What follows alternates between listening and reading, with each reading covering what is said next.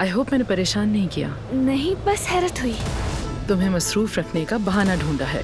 तुम अपनी फील्ड में कुछ बनने का ख्वाब या ख्वाहिश नहीं रखती दिलान? तुम दोनों फिर क्या साजिशें कर रही हो आपस में?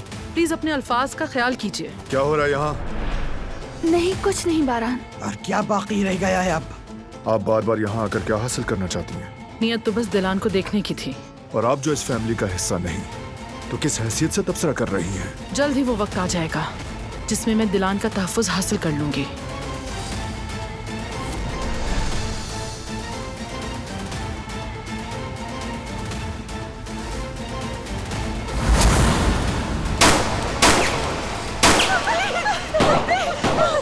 तमीर फैमिली पर गोलियां चली हैं।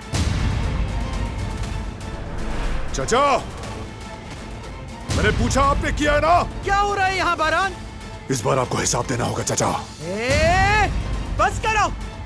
क्या किया है हसन ने? आपको मुबारक हो आजाद साहिबा, इंतकाम पूरा हुआ आपका।